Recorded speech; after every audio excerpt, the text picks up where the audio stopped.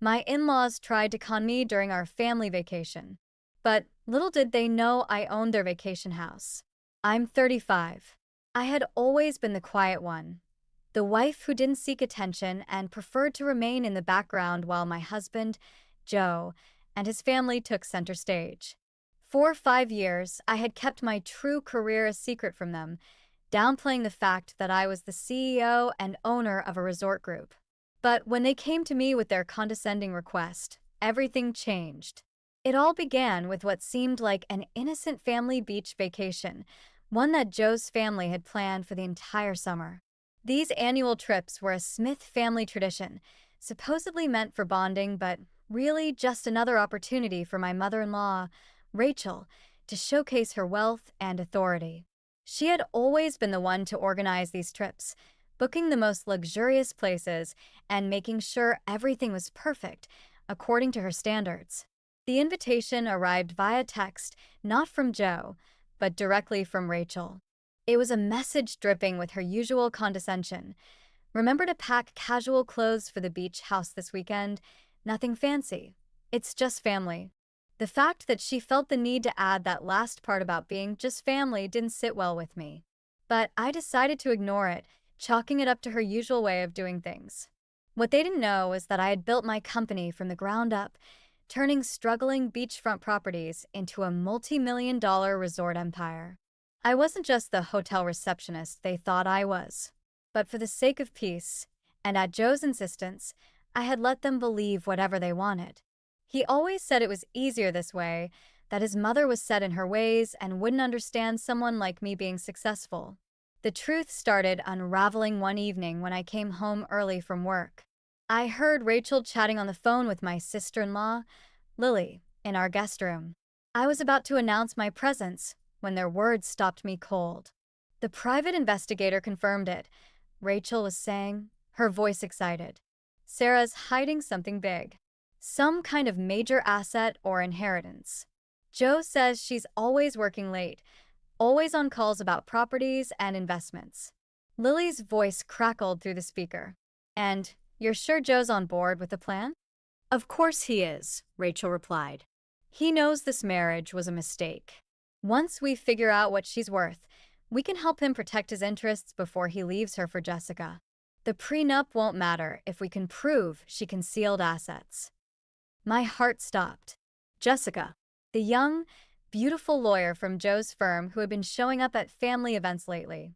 The same Jessica who Joe had been working late nights with. Jessica's much better suited for this family anyway, Lily chimed in. Her father practically owns half of downtown. Rachel's voice dripped with satisfaction. Joe definitely needs to trade up.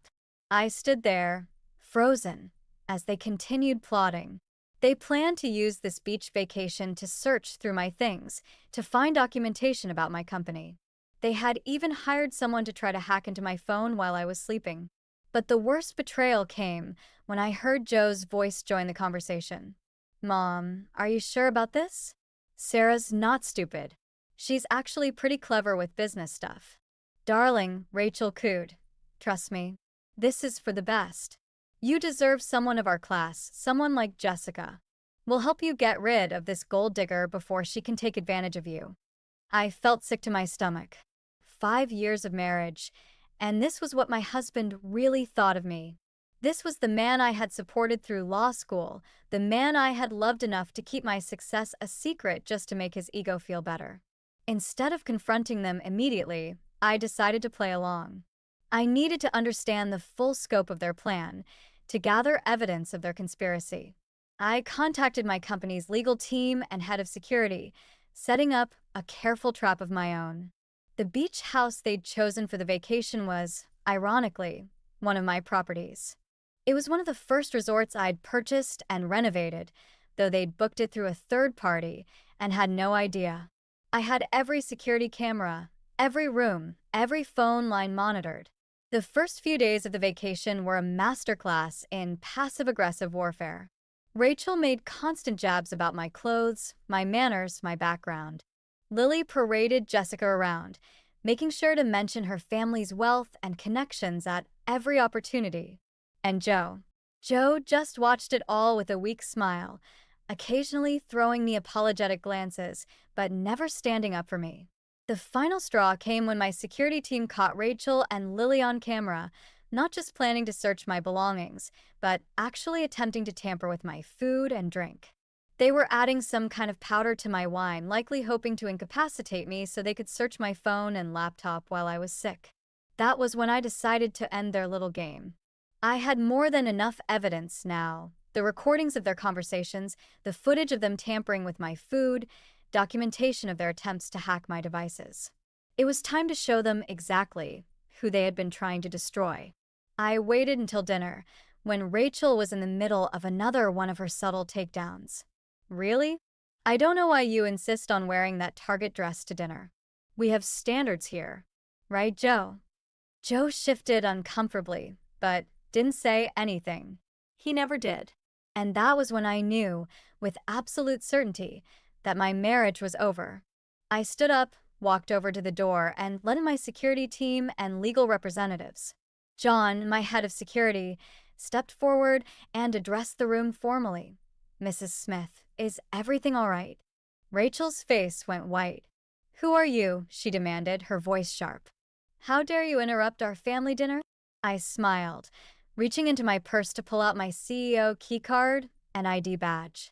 Actually, Rachel, I do need to handle this, I said, my voice calm but unwavering. As owner and CEO of Sapphire Bay Resorts, I'm afraid I have to inform you that your reservation has been canceled. The room went dead silent. Joe's fork dropped his plate. Owner, Rachel whispered, her voice trembling. Yes, I replied, my voice even. Owner of this resort and the entire chain. All 17 properties, actually. And since you've violated multiple terms of your rental agreement, attempting to poison another guest, for instance, I'm exercising my right to terminate your stay. I turned to my legal team. Please present Mrs. Smith and her family with the evidence packages we've prepared. You'll find detailed documentation of your conspiracy to commit fraud, attempted poisoning, and corporate espionage. I'm sure the police will find it very interesting. The room erupted into chaos. Rachel screamed about how I had tricked them. Lily burst into tears. Jessica tried to slip away, but was stopped by security. And Joe, he just sat there, his face ashen, finally realizing what he had thrown away. I've also made arrangements for you to be escorted off the property, I continued. John, please escort everyone out. Their belongings will be sent to whatever accommodations they can find in town. Though I should warn you, I own all the luxury properties in a 50-mile radius. You might want to try the Motel 6. As they were being escorted out, I turned to Joe. Oh, and darling, expect divorce papers in the morning. Don't worry about the prenup. I think we have enough evidence here to void it completely. My lawyers will be in touch about the criminal charges. The aftermath was exactly what you'd expect. The divorce proceedings revealed even more than I had initially discovered. During the discovery phase, my lawyers uncovered a series of emails between Joe and Rachel dating back to the beginning of our marriage. They had been planning this for years, waiting for the right moment to upgrade his wife to someone more suitable. The emails showed how they had vetted various potential replacements before settling on Jessica, who came from old money and had the right pedigree, according to Rachel. What hurt the most wasn't the betrayal itself. It was realizing that Joe had never really loved me at all. He had seen me as a stepping stone, someone to help him through law school and establish his career before he moved on to someone his mother approved of. The fact that I had hidden my success from him, trying to protect his ego, seemed laughably ironic now. The divorce court judge was particularly interested in one email chain where Joe and Rachel discussed various ways to provoke me into leaving him, which would have helped them avoid paying any settlement under our prenup. Their plans ranged from emotional manipulation to outright criminal behavior. The judge's face grew stonier with each piece of evidence presented. In the end, the judgment was devastating for Joe.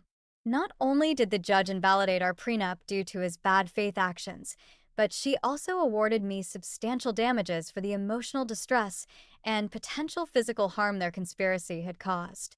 Joe's law license was suspended pending an ethics investigation, and Rachel found herself facing criminal charges for the attempted poisoning. The fallout in their social circle was swift and merciless. Rachel's carefully curated image as a philanthropic socialite crumbled as news of her actions spread through their community. Her charity friends, who she had always lorded over, turned their backs on her. The country club quietly asked her to resign her membership.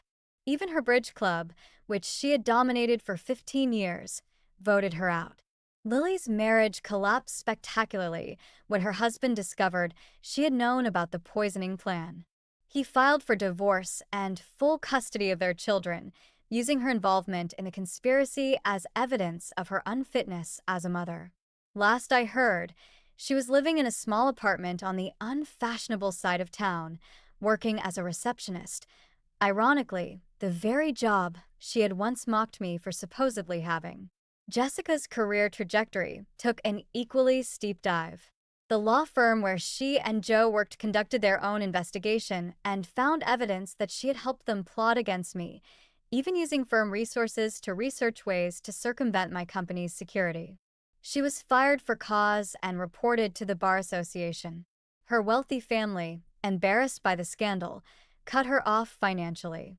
She ended up moving back home to Connecticut, her dreams of becoming a high-powered attorney in shambles. The beach house became my favorite property, a symbol of my emergence from the shadows. I renovated it completely, erasing every trace of that fateful weekend. The room where Rachel had plotted against me became my home office, where I ran my expanding business empire. The dining room where I had exposed their scheme was transformed into a bright, welcoming space where I hosted charity events for domestic violence survivors and women entrepreneurs. As for me, I finally stepped fully into the spotlight, no longer hiding my success to make others comfortable. My resort chain expanded to 25 properties, and I made sure each one had strict policies against guest harassment and tampering with food or drink, a little reminder of the lesson I learned about standing up for myself. Sometimes I drive by the beach house and remember that dinner, the night I finally showed them who I really was. The best revenge, as they say, is success. But I have to admit, watching Rachel Smith realize she had tried to con the owner of the very house she was standing in, that was pretty satisfying too.